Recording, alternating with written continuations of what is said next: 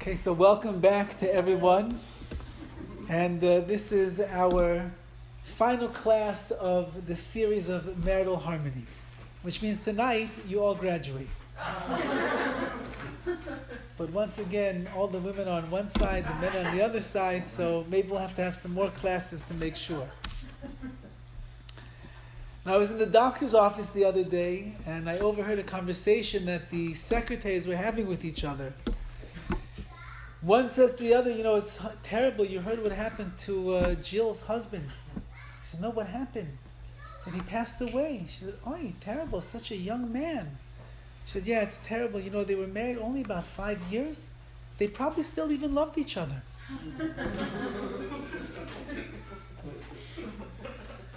The topic of tonight's class, which is the final one in the series of our marital harmony, season one, is what is true love? We've been speaking this entire time about all these great ideas about how to have a more peaceful home, how to show each other that we love one another, how to cultivate and build a beautiful marriage, a husband and a wife working together. And we know that the goal at the end of the day is we'd like to be able to say that we love each other. We'd like to go to sleep every single night, lean over to our spouse, say, I love you. They're going to say, I love you back. And we'll actually believe what they say. We know that even if there's fighting and there's arguments and we don't always follow all the techniques and all the details that we discussed these last several months, still, the goal at the end of the day is that a husband and a wife love each other. But in order to be able to feel those real emotions of love, we have to know what love really is. What is the goal that we're trying to achieve? So firstly, we have to identify what is not love. Because there's a very great misconception in the world of what it means to be in love with somebody else. We have a place down the street called Hollywood. And Hollywood is the mastermind of trying to deceive a person to teach them what it means to love another person. I think I might have told this story previously, but there was once a movie that was being filmed years and years and years ago. And the main star, the actor and the actress, they were really husband and wife. And of course it was a love movie, romance. What could be better? You and your wife get to act and show everybody how much you love each other. But the newspapers were writing that the reports behind the scenes were that this husband and wife, when they were on screen, they followed their lines, they showed their endearment. Everything was Hollywood, picture perfect.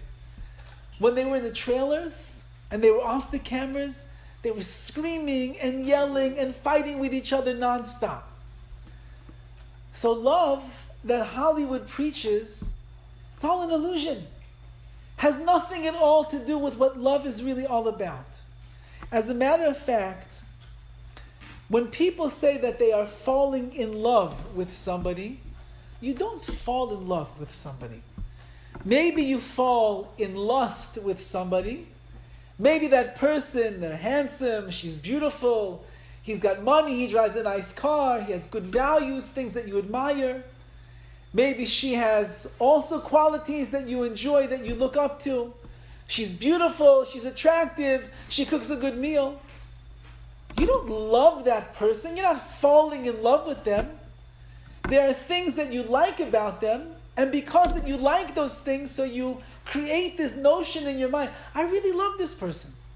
So explain to me that if a man and a woman really love each other, we love each other so much. We've been dating for 7.5 years. We've been living together for the last 4 years. We love each other. You ever going to get married? Yeah, okay, we're going to get married, sure. So they set the date. Of course, it's another 2 years after this already. They plan this extravagant wedding, and everybody has to fly to some remote island somewhere in the middle of the Caribbean to be there for the wedding celebration. They get married. A week goes by, 2 weeks goes by, 1 month goes by, and guess what? They're getting divorced. Oh, what happened over here? You love each other. You live together. You know each other. You respect each other. Yeah, but I never realized what it was like to be married to her. And she says, I never knew what kind of guy this was. What do you mean you're living together for 7 years? Because that's all an illusion. That's not what love is really all about. What we see in the movies and we see on television and we see the beautiful woman walks in and the guy's eyes pop out of his head, or the handsome man struts into the bar and all the ladies are swooning over him. That's not love. That's called lust. That's called desire. That's called it looks good, it feels good. So therefore that's the kind of a wife, that's the kind of a husband that a person wants. We have all the commercials. There's so many innuendos. I once took a class, maybe something like 20-something years ago in college. It was called Communications 101. What? I see you've all taken this class? What was the nature of the class? One of the main things that they taught us was how to look at ads that you find in magazines. And they taught us how to decipher that within many ads, especially by the alcohol ads and the cigarette ads, there are so many innuendos that are there between men and women, type of things that are going on. You would be shocked when you would look at a glass of scotch and you'll see all the messages and the images that are inside the ice cubes that are in that glass. Or there's some cigarette ad in there by the ocean, and you can see different images that are in the waves that's crashing along the sea. You can't imagine. This is love. It's not love. The Marlboro Man, you love the Marlboro Man. He's a cowboy. Who knows who he is? Nobody knows. This is not what love that we're trying to define over here is really all about. Unfortunately, because that we are a movie generation, and we always have to see the box office hit, and you wait 3 weeks and already you can get it on your phone. Or we have our favorite sitcom that we like to watch, how husbands and wives treat each other. The Simpsons, very wonderful way for a person to learn what marriage is all about. Yeah. When I was younger, Baruch Hashem, I can't remember what the name of that show is, but there was some show that was out there. The husband and the wife had the worst marriage in the world, but at the end of the day, everybody laughed, and everything was fine. Love and marriage. Hey, I saw that too. Okay. It's all a joke. It's all a joke. These people are imitating what husbands and wives are supposed to look like, and they're doing a very poor job of it as well. Most of them are on their 5th or 6th marriages. Many of them have, who knows, wild stories. You probably watch Oprah much more than I do, so you'll know exactly what's going on. She's still around? No? She's gone? Wow. Mashiach must be coming. Okay. She weighs 100 pounds or 300 pounds now? What's... Okay. Okay. So the bottom line is that because we've watched all of these things, and they are sending us these messages all of the time of what love is, how a husband treats a wife, how a wife treats a husband, so on and so forth, our minds are really warped in understanding what true love is all about. So we understand what love is not. Whatever you saw in the latest box office hit, a love story, romance, they'll do anything for each other. I'm always going to be there for you. This is not the love that we're trying to accomplish over here. We're trying to achieve something much deeper and much real. And that's why it's so hard to attain. Because anything that is valuable in this world, you have to work very hard in order to achieve. You want to get a beautiful diamond, you're not going to find it in Walmart. You're not going to find it just lying on the floor.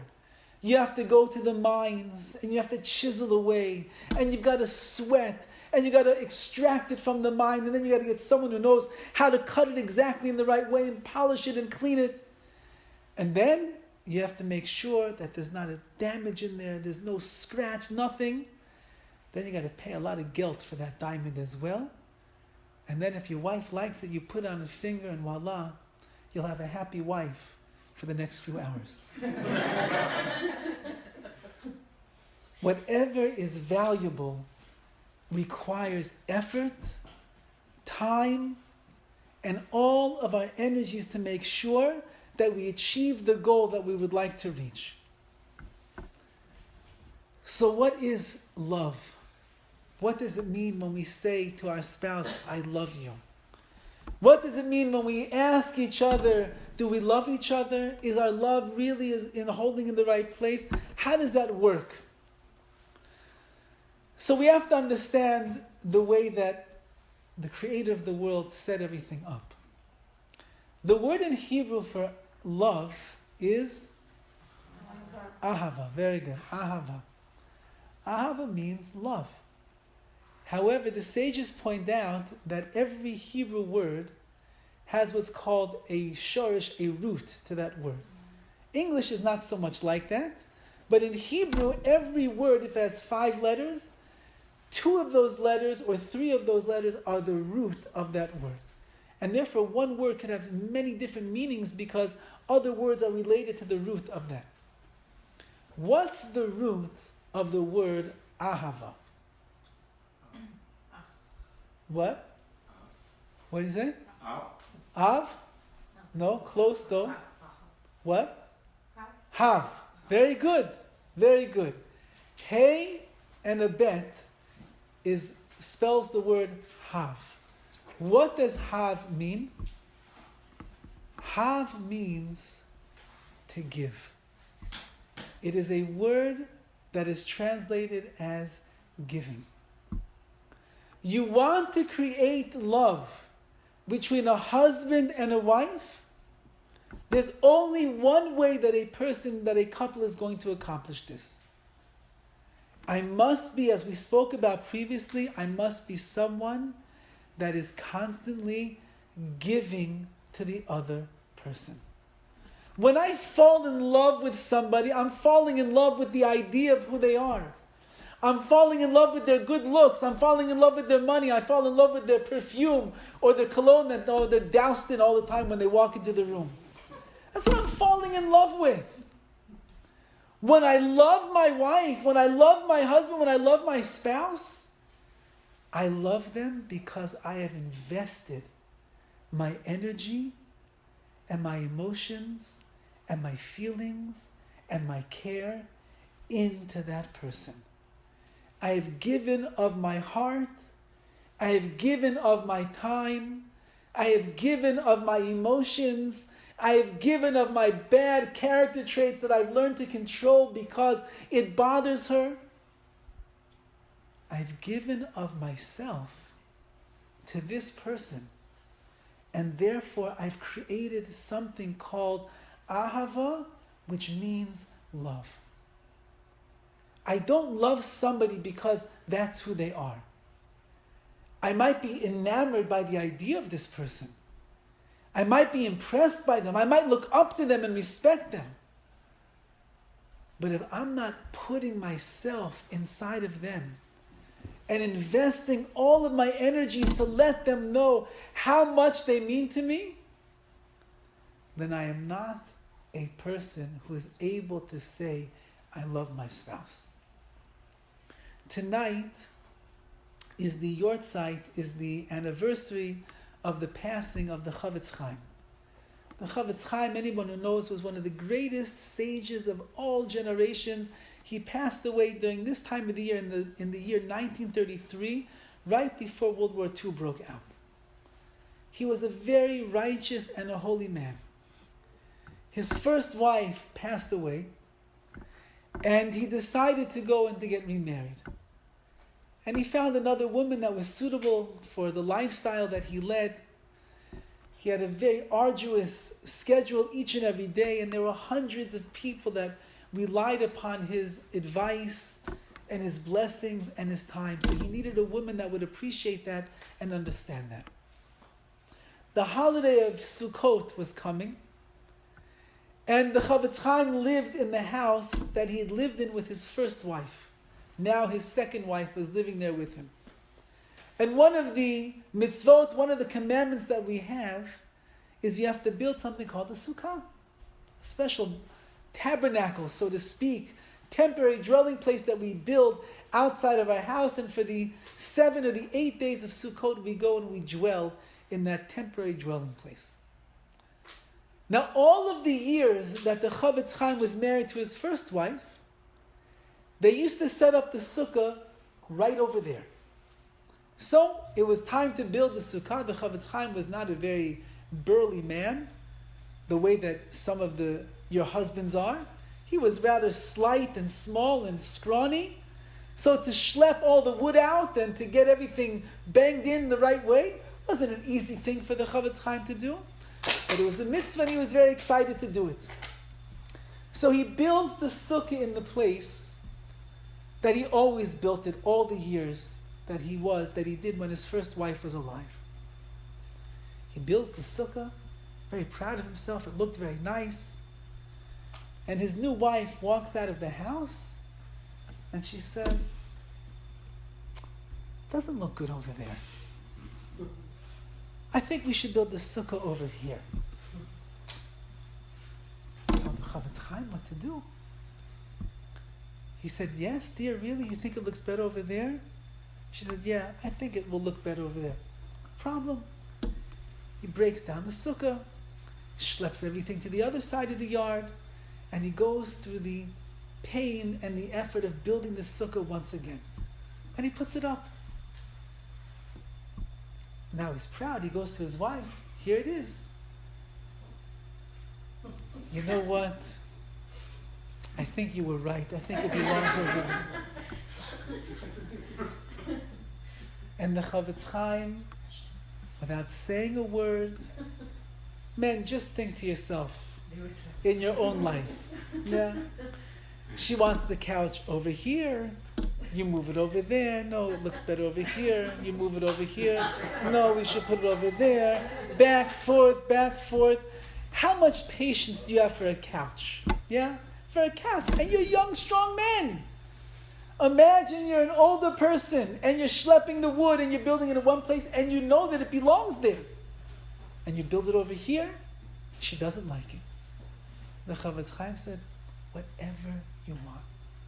And he picked it up and he moved it over here and he said, "How does it look now?" She said, "Yeah, it belongs over there. That's better." You want your spouse to know that you love them. How are they going to know? Because you buy them things? Because you take them places? Because you plan the greatest anniversary trip of all time? She goes by herself, yeah? Just a joke. Thank you for the idea. Just a joke. Is that the way? No. That helps. But the real way that a husband and a wife are going to show each other that they love one another is how much I'm willing to give up from myself for the sake of my spouse. That means, as we've spoken about in the past, you like sushi, she wants pizza, you want steak, she wants fish. So you acquiesce to your spouse and you say, "You know what? I could live with the pizza tonight. You want sushi? Sure, dear, I'm happy with sushi. You want to go to the steakhouse tonight?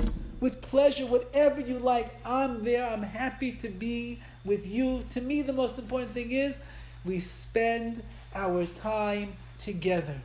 It doesn't matter. You can say a nice line like this. It really doesn't matter what I eat. It just matters that we're spending the time together. If you use that this week, she's going to know that you learned from the class. Wait a month till she forgets, okay?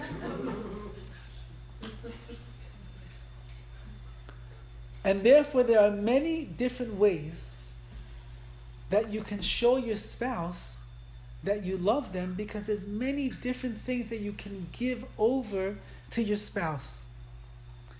And of course, as we spoke about before, it's got to be something that is done often.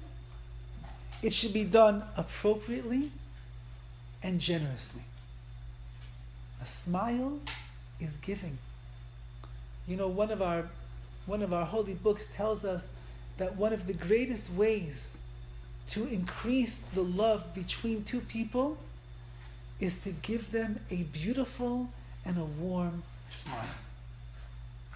Wouldn't you love to come home from a hard day of work and your wife is standing at the door and she's got this beautiful, warm smile on her face and her face is lit up with happiness and joy?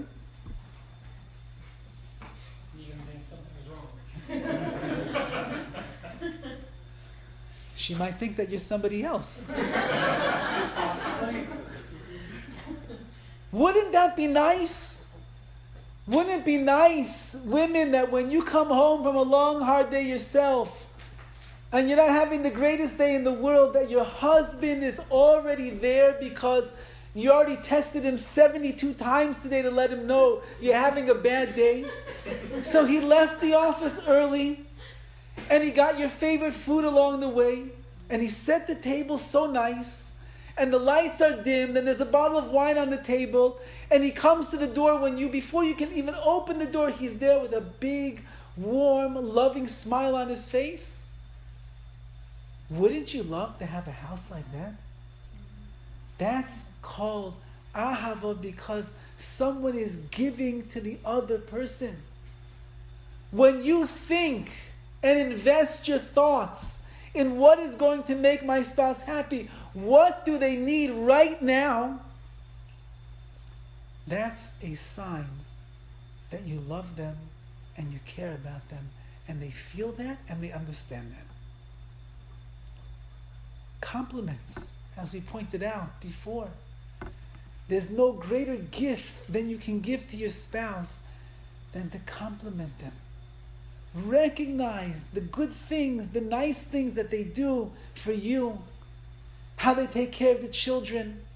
How they keep the house always so nice and so neat. And if they're a slob, so you'll thank them for keeping the house not so nice and not so neat, because it makes your job easier also. You don't have to put everything away right away.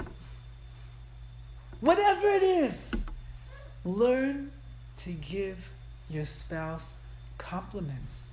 But it also shows that you're giving your thought and your heart to pay attention to the things that your spouse is doing, whether it's around the house, whether it's with the children, whether it's between the two of you. Maybe they did something that was honorable in their workplace and their boss gave them a bonus, or the boss praised them, or something happened good for them. You have to acknowledge that as well.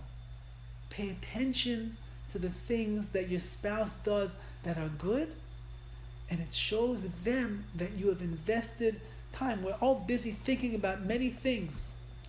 We're all thinking about what's going to be with America, what's going to be with the new football season, what's going to be with my stocks, what's going to be with the market, what's going to be with my job, what's going to be with this, with the bill.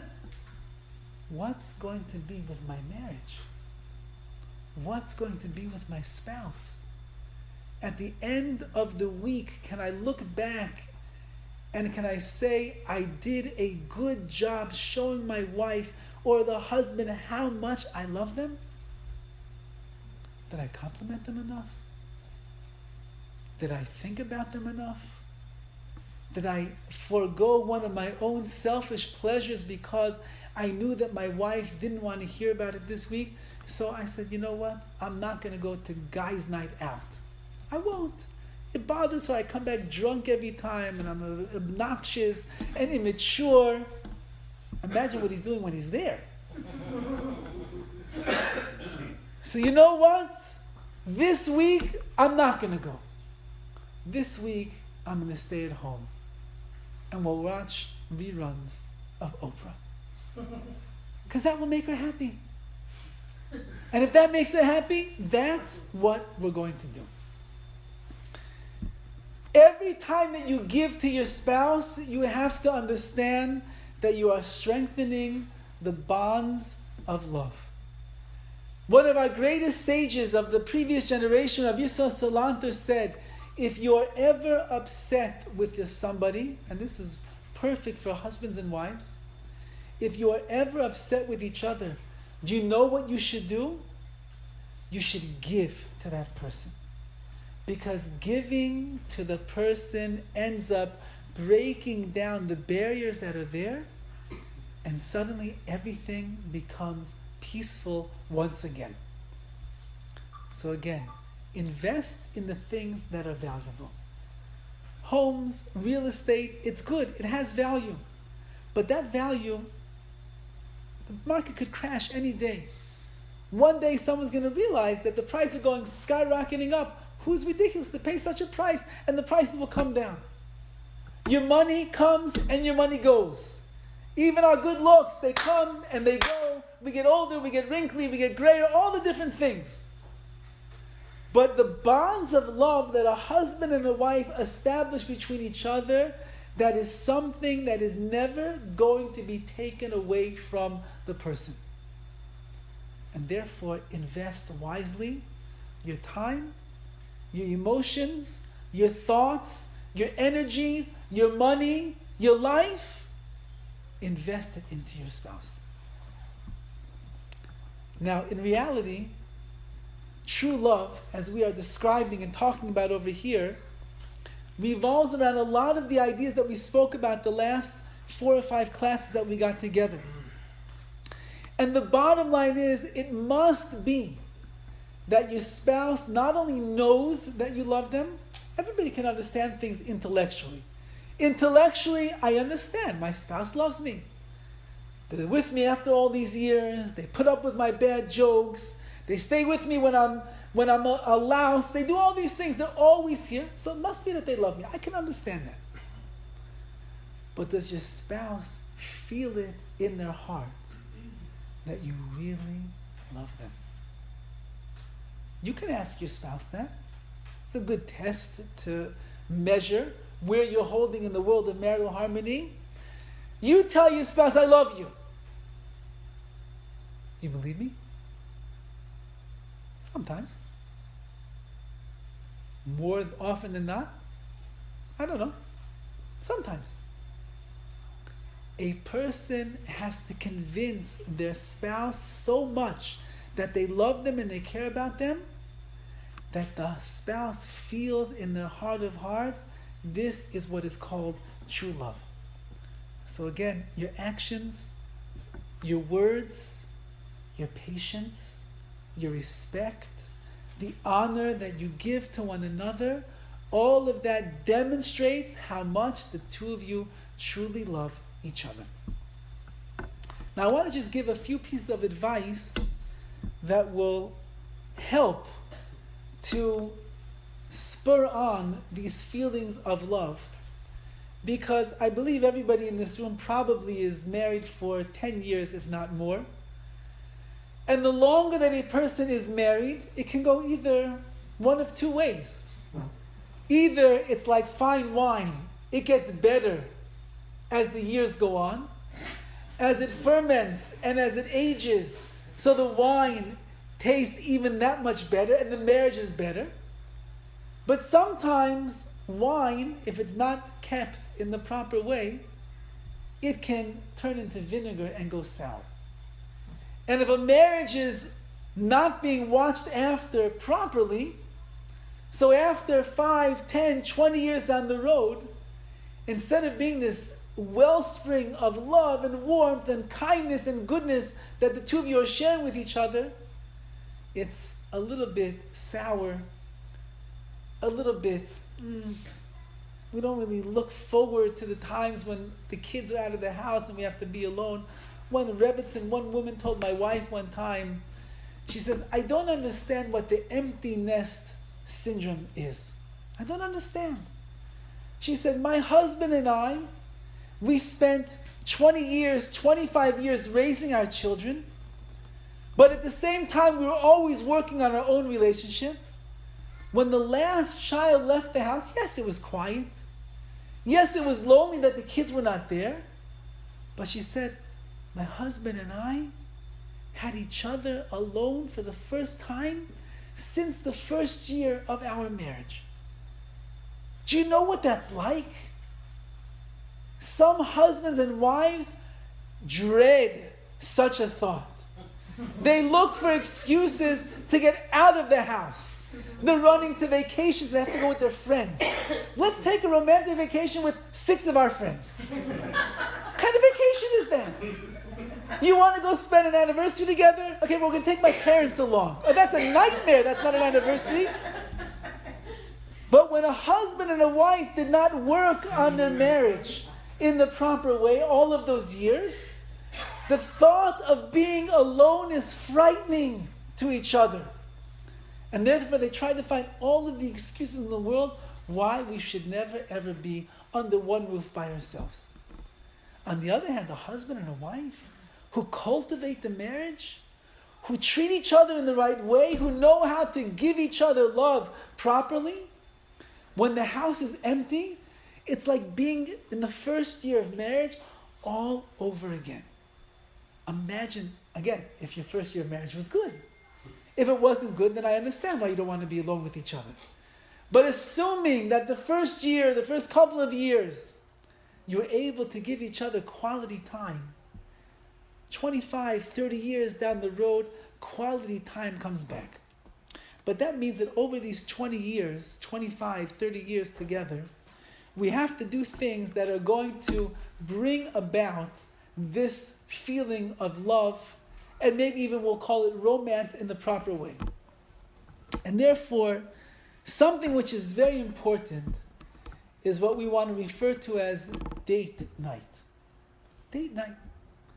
Once upon a time, you were courting each other, you were dating.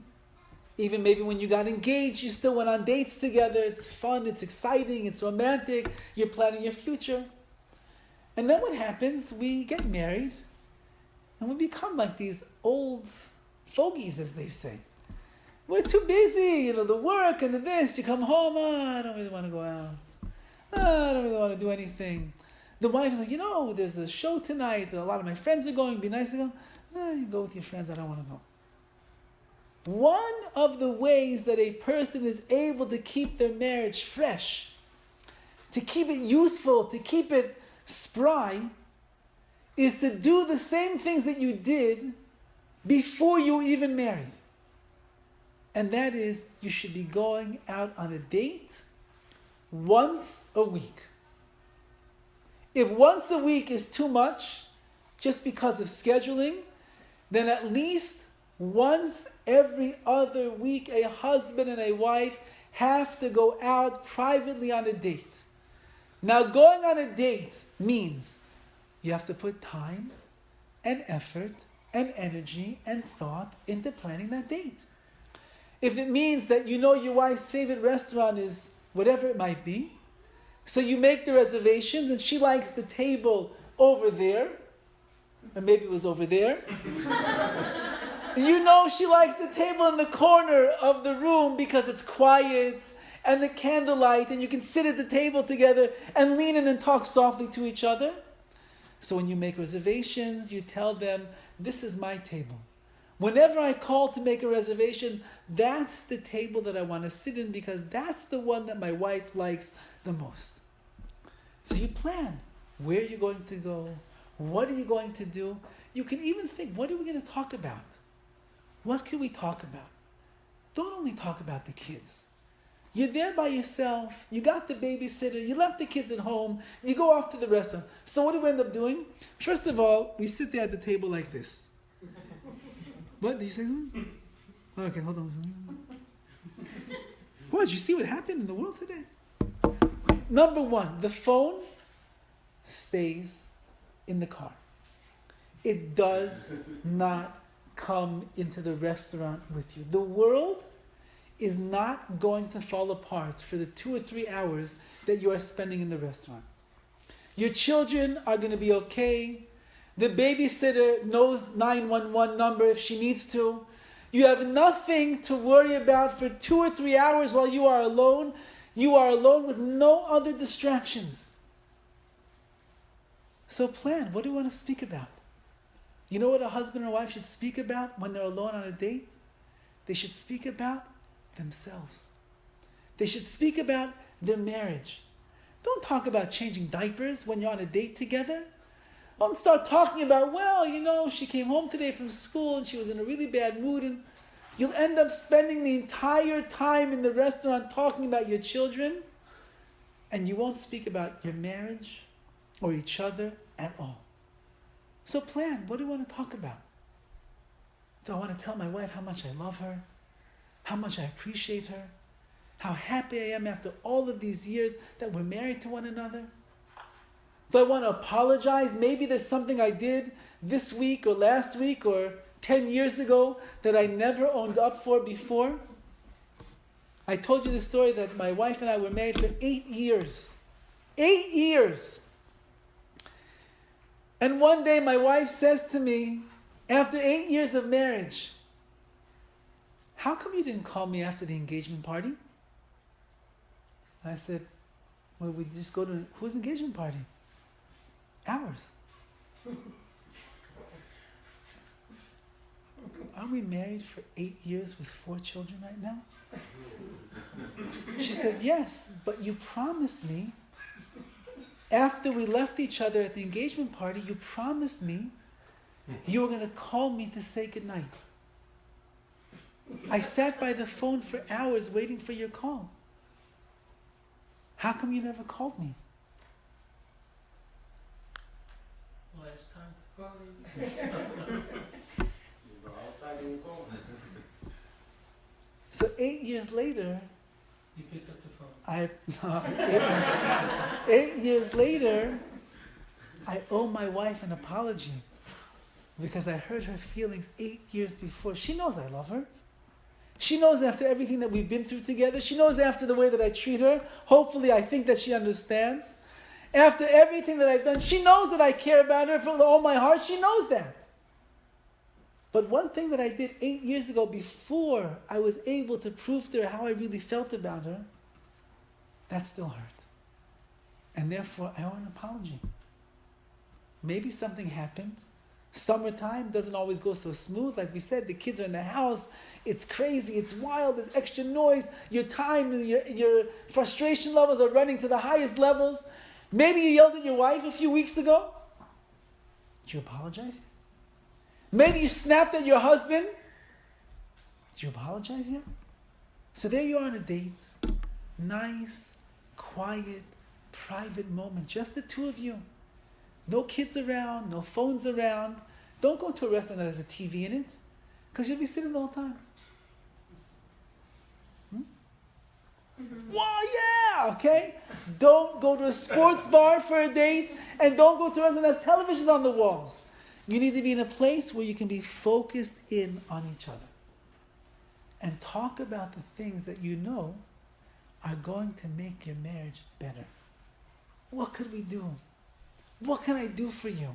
So she pulls a list out of her purse. Oh, you want to know what you can do? Yeah, I'll show you. Make the date night count.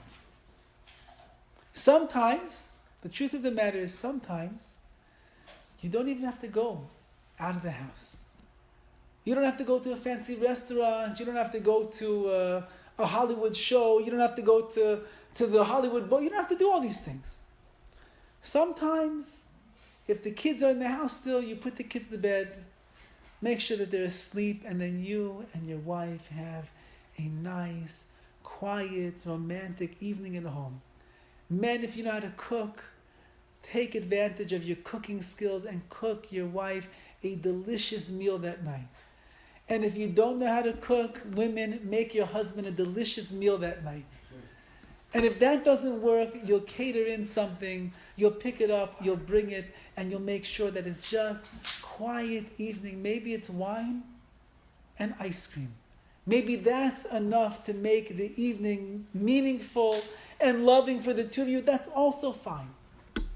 Spend quality time together, and it's got to be consistent. Really, the best thing is once a week.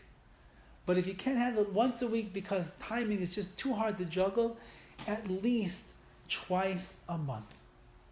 please. It will make your marriage so much better. Again, the initial shock of being together in a quiet environment you'll get over it after the first time or the first year. But eventually you will look forward and you'll take turns. One week she plans the date, the next time you plan the date, one time you plan the date together, and you make it something that is meaningful for the two of you. And the last thing, which is really so important for all of us, and it's something that we're so used to saying these things and doing these things that it's come to the point that it's so meaningless. Our spouses really don't believe us anymore when we say this. There are 3 words that a husband and a wife say to each other very often. And these 3 words must be said in the right way. And if you don't know how to say them in the right way, so then when you say them, it's meaningless. And the words are, "What are you doing?" No, that's not what you said. Oh, thank you. Okay. The 3 words we all know is, "I love you." I love you. Now, when a person says these words, they must invest an enormous amount of thought into what it is that they are saying. I don't just love you. When I say to my spouse, "I love you," that means I love everything that there is about you. I love all of your strengths. I love all of your weaknesses. I love all of your positive traits. I love all of your negative traits. I love everything that it is that you do for me, and I even love the things that you don't do for me. I love you when you're happy, and I love you when you're sad. I love you when you're in that workout mode, and I love you when you're not in the workout mode. I love you when you are in a good mood and you come home from the office and you are pumped up because the boss just gave you a bonus. And I love you when you come into the house and you are in a bad mood because the boss just told you, "I'm giving you a warning. If you mess up one more time, you're out of this company."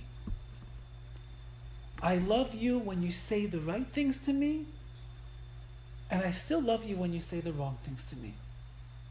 When I say to my spouse, "I love you," it's got to be with all of your heart and all of your soul, so that they know that no matter what they do, no matter what they say, no matter how many mistakes they will make in this marriage, because every marriage is going to have mistakes. There's no such thing as a perfect marriage. Anybody who tells you, "Oh, my wife and I, we never fight," trust me, they're fighting more than anybody else. "Oh, we agree on everything." We do? We agree on everything. Trust me, they agree on almost absolutely nothing. Every marriage has disagreements. Every marriage has conflict. Every marriage has expectations that were not met. Every marriage has disappointments. Every marriage. And therefore, when I tell my wife or you tell your husband that you love them, you're saying, with all of that, no matter what, I love you. When you can say those words with conviction and with meaning, you will make the heart of your spouse sing. You will make that person the happiest person in the world, because there is no greater comfort than when a husband or a wife knows that my wife really loves me. She really cares about me. Or when your husband comes to you after 20 years of marriage and he says, "My dear wife, I could not imagine being married to anybody else in the world. You are the perfect spouse for me. And I love you with all of my heart. When your wife hears those words, she melts. Her heart is dripping with sweetness and love. But when you're sitting there on your anniversary, 5, 10, 15, 20 years down the road, and you did everything exactly the way you're supposed to. You made reservations at her favorite restaurant. You bought her favorite flowers. You got her favorite chocolate. Everything is done exactly the way it does. And you write a little card, love you. I love you. Thank you for 15 years of a wonderful marriage. I love you. And you give her the flowers and the chocolate. Oh, wow. And she says back to you, I love you too. And you say, she's waiting. I love you. Me too. Me too what? Say those words with so much feeling and so much love in your heart and in your voice. You are creating a marriage of ahava, of love, that will endure forever and ever and ever. The only way that all of us in this room are going to succeed in our marriages, as we've been discussing tonight, is if we are willing to work hard. In today's generation, unfortunately, the young people of today are so spoiled and so pampered and so used to getting everything that they want, when they want it, exactly how they want it, that when they get married, after the first 3, 4, 6 months of marriage, when they realize that it's not cut out exactly the way they thought it's going to be, say, you know what? Not for me. What do you mean not for you? You stood under the chuppah, you gave each other your vows, you promised you're going to stay married forever and ever. What do you mean not for you? Well, it's like a leased car, you know? I leased the car for 3 years. If after 1 year I don't really want it, so then I can find a way to get myself out, I'll sell it to somebody else. So I'll just push her off onto somebody else. It's not for me. But she's your wife. Yeah, but I don't love her. How are you supposed to love somebody after 6 months of marriage? Well, we knew each other for 2 years. 2 years of knowing each other, being in lust with one another. How does that show love? Love takes time. But it's the best time spent in your life working on developing the ahava, the love between a husband and a wife. And if a person will do that, and they will invest. A couple once came to me, and they were really holding towards the end of their marriage. They were married, I would say, at this time, probably about 4 years. And there were a lot of issues in this marriage. And they came, and it was a mess. The only hope that I could give them after our first meeting was, I told them, you're like an old car. You know, you have a car and it starts squeaking a little bit. Okay? So really, if it starts making noises that you're not familiar with, you should take it in, get it checked out by the mechanic, make sure everything's okay. But some of us, we don't really do that. It squeaks in the wheels, we don't get it checked out. Then a few months later, we hear the brakes making noise, and still we're too lazy to go get it checked out. And then we notice that the steering wheel is not turning the way that it once did. Still we're too lazy. And eventually, by the time that the car is barely able to drive, we say, you know, maybe we should take it to the mechanic and see what's going on. And the mechanic says, listen, if you would have come here 6 months ago, it would have been an easy fix. But now, I got to change the brakes. You need a new tire over here. Something is with the engine and the gasket, all the different things. I need a week to fix it up. It's going to cost you X amount of dollars. But if you want the car to run, that's what it's going to cost. So I told this couple, if you would have come to me a year ago, so I'm sure that this one issue, we could have fixed it up easily. If you would have come 9 months ago, you would have 2 issues, we could have fixed it up easily. 6 months ago, 3 months ago, I said, you're coming now? Your car, your marriage is so squeaky. This is a major overhaul that has to be done in your marriage right now. And you know what? They were committed to staying married, even though they were in a very bad condition. So they said, Rabbi, we're willing to work and do what we have to do. So we worked together for about a year, and they made tremendous strides in their marriage. And it got to the point where there was one issue that was still blocking in the way, that I told them, this is out of my level of expertise. I want to send you to a marriage therapist. Someone that I trust. I've seen him do wonderful things with couples before. You'll benefit from him. And although the man was a very stubborn person, he agreed that if that's what it's going to take to get to the next level, we'll do it. They went to this therapist, and they sat down with him, and he met with them the first time, and he told them, I know what the problem is. You want to fix it? They said yes. He said, you sure you want to fix it? Of course, that's why we're here. He said, okay, you want to fix it? It's going to be hard work, but in 3 months, it'll be over. And then you'll be on your own. In those 3 months, they worked so hard. Maybe it ended up being 4 or 5 months. They worked so hard. Today, if you would see this couple, you would never have any idea in a million years that they ever had any marital disharmony in their lives. So great is their marriage, their family members call me up. Brothers, sisters, brother-in-laws. And they say, whatever you did for our brother and our sister, for our brother and sister-in-law, we could never thank you enough. I said, it has nothing to do with me. I said, they realized how valuable love in marriage is, and they worked and they worked and they worked to make it the beautiful marriage that they have.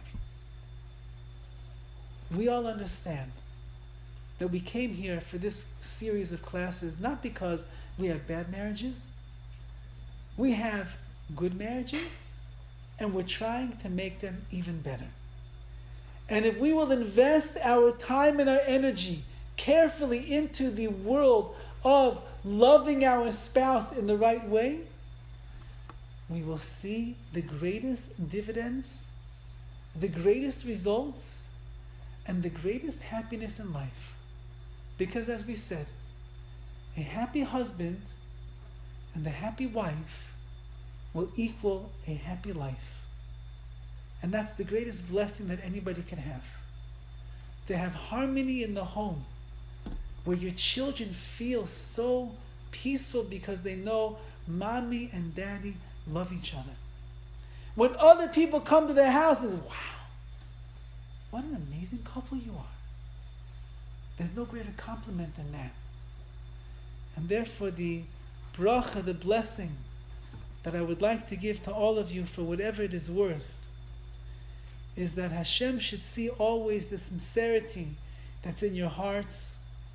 He should see the strong, burning desires that you have to create true marital harmony between yourselves, and that this love that's so cheap in the eyes of the world is something that is always valuable and precious and meaningful to you. And that ahava, that love, is something that will endure through all of the challenges of life.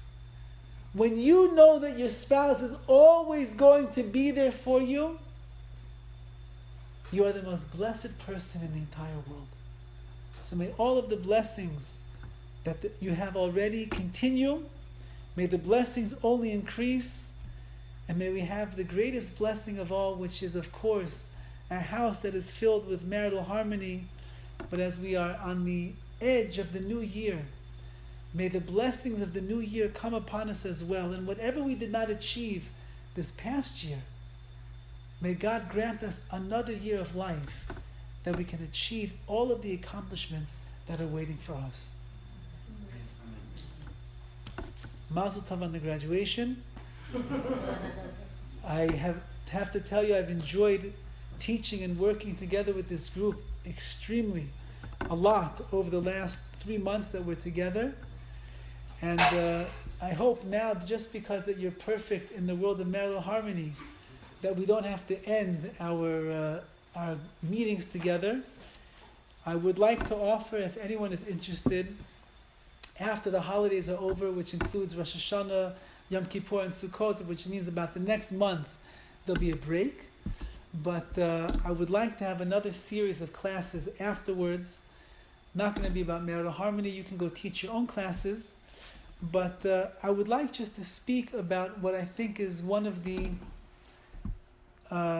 most elusive things in the world today that everybody is always trying to find a better way to achieve. And that is the key to happiness. And it's something that works with our husbands and our wives. It's something that works with our children. Something that works with ourselves. With everything that goes on in our life, is how to achieve the key to happiness and to maintain that throughout the entirety of your life. So it's very practical. It's very down to earth.